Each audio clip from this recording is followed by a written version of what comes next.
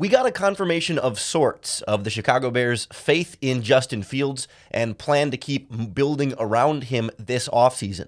So hopefully this can put an official end to all the other garbage speculation and rumors about the Bears and quarterbacks in this draft class, or of course, trading their QB1. You are Locked On Bears, your daily Chicago Bears podcast. Part of the Locked On Podcast Network, your team every day.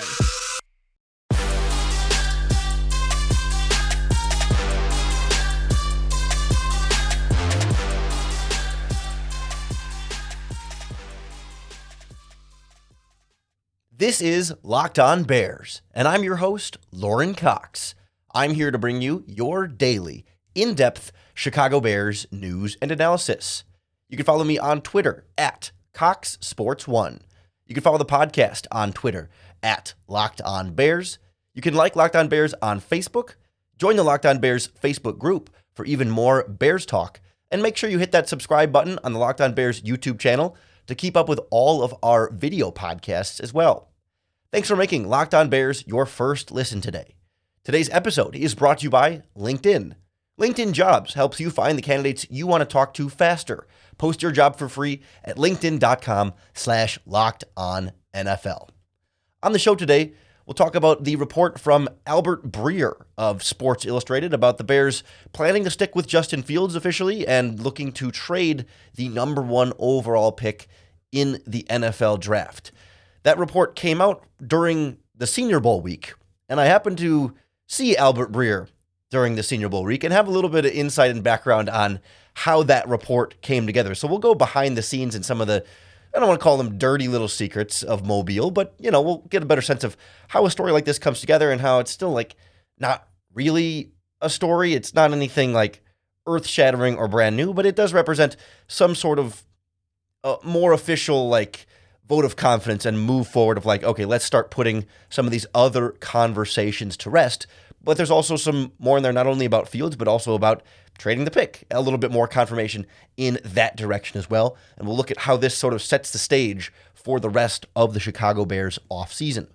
As those of you who can see on the Locked On Bears YouTube channel, physically, I'm back in my home studio. I am still quite sunburned, and my face is 3 or 4 different colors here, including some very clear outlines of where my sunglasses were around my eyes and over to my ears. It's very unpleasant, I will say. And I had a great time down at the Senior Bowl in Mobile watching the draft prospects. But in addition to watching the draft prospects in Mobile, you also go out and are around NFL personnel.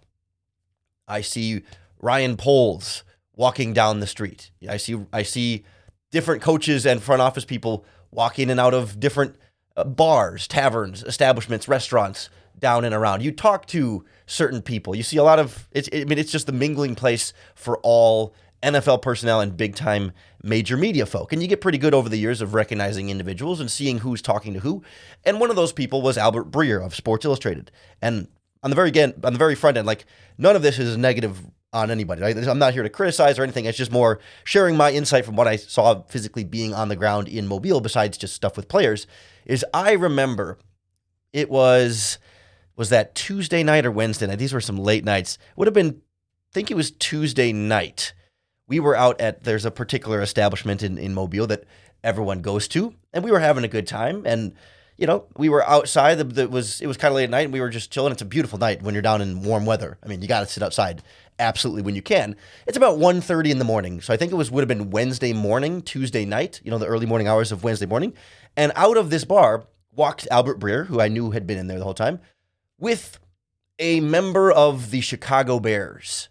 And what happens in Mobile stays in Mobile. And we don't report a lot of the dirty details because it's just sort of an unspoken rule that we don't talk about exactly who was where doing what with whom. And so I'm not going to reveal exactly who it was. But I was like, oh, that's Albert Breer. And oh, that's blank from the Chicago Bears.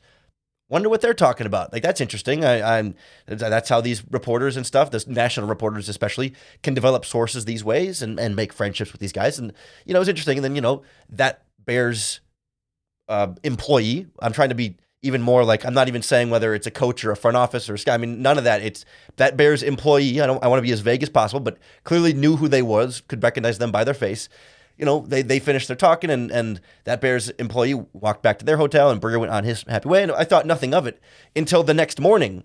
We get the report from Albert Breer that says the Bears are going to move forward with Justin Fields and try and trade the first pick. And that he said, quote, I've talked to enough people there that feel like there wasn't enough around Justin to really get a clean evaluation on him last year. And given what he had, what he did was really, really impressive. Essentially saying, from the people he talked to down there, they are locking in on Justin Fields as their guy for sure and not looking at another quarterback. And now it's pretty easy for me to know where he got that source from, right? I know exactly who he was talking to, and I'm sure he probably talked to more than one person. This is not just a one source story, but he got a very, very firsthand account from someone in the organization, a part of the team, that would be able to accurately reflect that information to Albert Breer. Now, there's no guarantee that at that exact time, that's specifically what he was talking to that person about. But it is to say that, that's where that report came from, and that these reporters are often talking to these people in these environments. And that's one of the cool parts about going down there in person, is being able to see that. A lot of the Senior Bowl appeal is not what we're seeing on the field at practice or in the game, but it's everywhere else around the organization. I mean, most of the Bears scouts were staying in my hotel. They weren't on my floor, but they were on floor of a friend of mine who was staying in that hotel. They're just all around, and that's how you get these sources and these reports and some intel on what the team is doing. So overall, right, it doesn't feel like it's a big scoop story from Breer to say that, the Bears are sticking with Justin Fields and looking to trade the pick.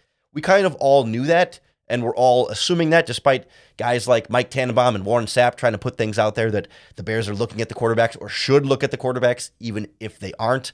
And now we've got a little bit more of a clear directive of nope, moving forward with this plan, moving forward with Fields, full steam ahead, not considering quarterback changes in any way, shape, or form, and then also really looking hard at trading the first overall pick. I think that's a second part of this that is getting a little overlooked in the discussion. But I do want to dive more specifically into this dynamic, that why this speculation existed and why the Bears weren't initially more definitive on this process, and kind of where things go from here next on Locked On Bears. This episode of Locked On Bears is brought to you by LinkedIn. As a small business owner or hiring manager, you know that success in 2023 all depends on the team members you surround yourself with. That's why you have to check out LinkedIn Jobs. With LinkedIn Jobs, you can hire qualified candidates more effectively by matching open roles with people who have the skills, values, and experiences to help you achieve your goals. LinkedIn Jobs help you quickly attract qualified candidates to your open jobs with their targeting tools that go beyond resume data by using insights from your job post, company, and of course, the 875 million member profiles to put your post in front of only the most qualified candidates. You can then identify the qualities that you like the most and the candidates you like the most on LinkedIn Jobs and connect with them fast and for free. LinkedIn Jobs make it easy to screen and rate applicants based on your job qualifications, all on one platform. It's why small businesses rate LinkedIn Jobs number one in delivering quality hires versus their leading competitors. LinkedIn Jobs helps you find the qualified candidates you want to talk to faster. Post your job for free at linkedin.com/lockedonnfl. That's linkedin.com/lockedonnfl to post your job for free. Terms and conditions apply. So now we know more definitively what we already had assumed, that Justin Fields is the guy, and that the Bears are rolling with not taking a quarterback at number one, and as it stands right now, maybe not taking anybody at number one, letting someone else pick at that spot. And it always struck me as not making a ton of sense why the Bears weren't more definitive about that from the get-go with Ryan Poles and Matt Eberflus, from the opening of the offseason. We talked about it on this podcast and tried to do our best to squash down any rumors of another quarterback being a real option for the Bears this offseason, or a realistic option or a likely possibility for them. Because Ryan Poles, he didn't definitively say, Justin's our guy, we're rolling with it, we're not looking at any other quarterbacks, we're just going to have him be our guy, and we're going to support him 100% with everything that we do.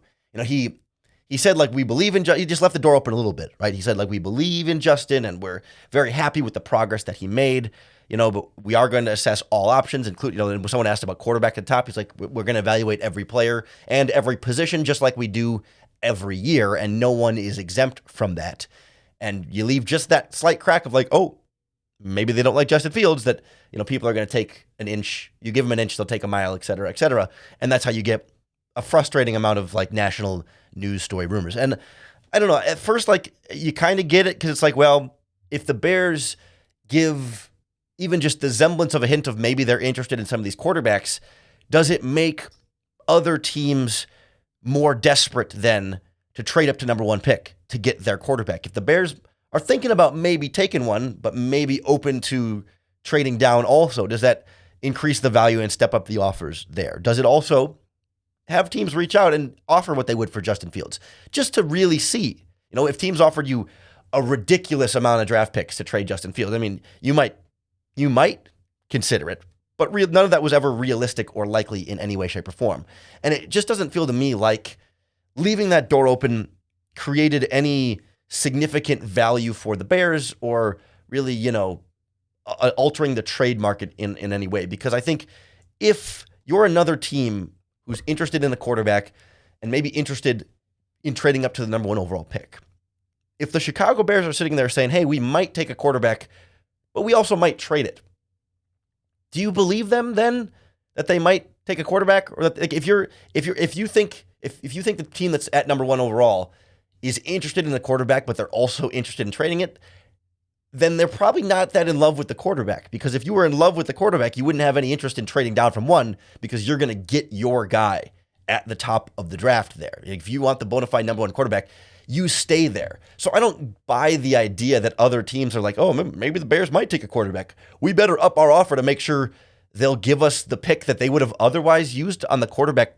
we want. Like, if the Bears wanted that quarterback, they're not going to let other teams trade up to take that same quarterback. And of course, like, under this hypothetical, the moment the Bears traded Justin Fields this offseason, then every team would know they're going to take a quarterback number one, and there's no longer like that market there. There's no longer that competition. There's no longer building up that value, that supply and demand situation. So it just didn't seem to me like there was a political or like negotiation-based reason to leave the door open there. As we said it at the time in the podcast, I think it was just Ryan Poles being honest, maybe to a fault in this case, that like, yeah, every year we will evaluate every quarterback in the draft.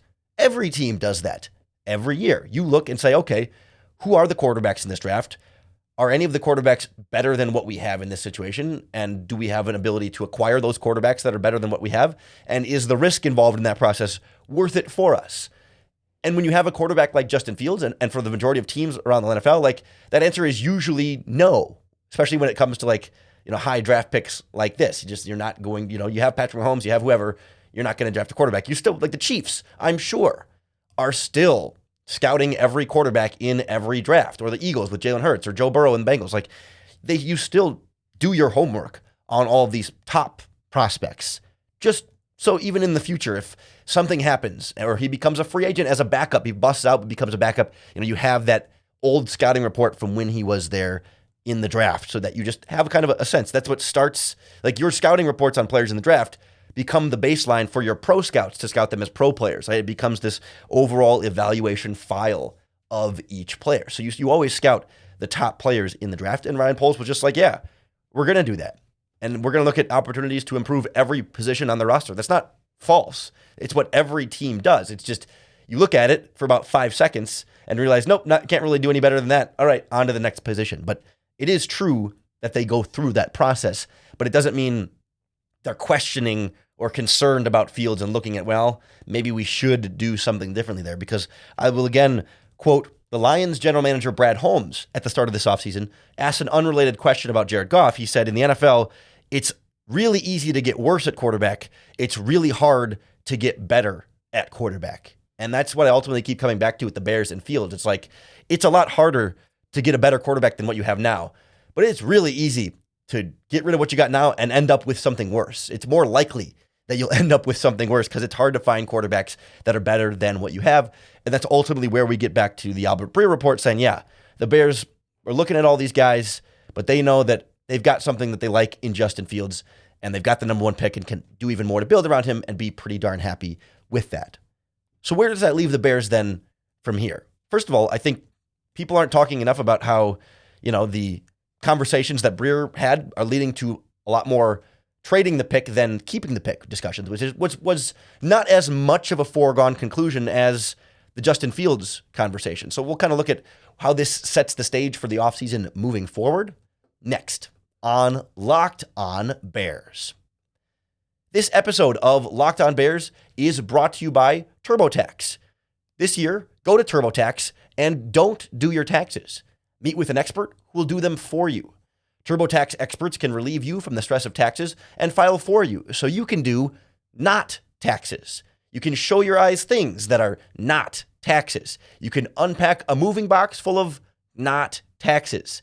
Taste not taxes. Sing not taxes a lullaby. Hope that not taxes sleeps through the night. Grab a saddle and ride not taxes into the sunset. With TurboTax, an expert will do your taxes from start to finish, ensuring your taxes are done right, guaranteed, so you can relax. It feels good to be done with your taxes, doesn't it? Come to TurboTax and don't do your taxes. Visit TurboTax.com to learn more. Intuit TurboTax. Full service products only. Video meeting while expert does your taxes required. See guarantee details at TurboTax.com/guarantee. There's no guarantee that the Chicago Bears trade the number one overall pick in this 2023 NFL draft. But the second half of Breer's report there was that, I've been talking to people and the Bears are moving forward with Fields and also trying to trade the first pick. He didn't just say moving forward with Fields and not drafting a quarterback, but specifically that the focus will be on trying to trade the number one pick. The Bears have said all along, there's a chance they keep it and just take Will Anderson or Jalen Carter number one. You're going to see plenty of mock drafts that don't include trades for the Bears moving down, because how often do you truly have the ability to add the best defensive player in the draft, whoever you think that best defensive player in the draft is? Or certainly, how often do you have your choice between the best edge rusher and the best interior defensive lineman in this draft? Although, I will say, down in Mobile at the Senior Bowl, not every single scout in the NFL thinks Will Anderson is the best edge rusher in this draft. I think most do. I certainly didn't poll every scout down there, but there was a scout from an NFC North team that's not the Chicago Bears, I will say that, who likes a different edge rusher above Will Anderson, specifically Tyree Wilson from Texas Tech, which I don't quite get there, but more so that there is a variety of opinions beyond just consensus. This guy is the best, this guy's not. There's also people down there that don't love Jalen Carter, that there's enough of those red flags from murmurs I heard from people from Georgia that it's not full red flags, but it's like you raise an eyebrow or have a slight concern about this or that, to where if you're trying to decide between two players for the number one overall pick, if one guy has one more slight red flag than the other, maybe that's enough to swing the vote either direction. So I think it's not as clearly a consensus. It's still a consensus, but it's not a universal, unanimous, no one disagrees type of feeling with both of those guys. But regardless, Breer could have just said, sticking with Fields, no quarterback. He said instead, sticking with Fields and we'll try to trade the first pick, which is not earth-shattering. We thought they would try and trade the first pick, and we knew they are listening to offers to try and trade the first pick.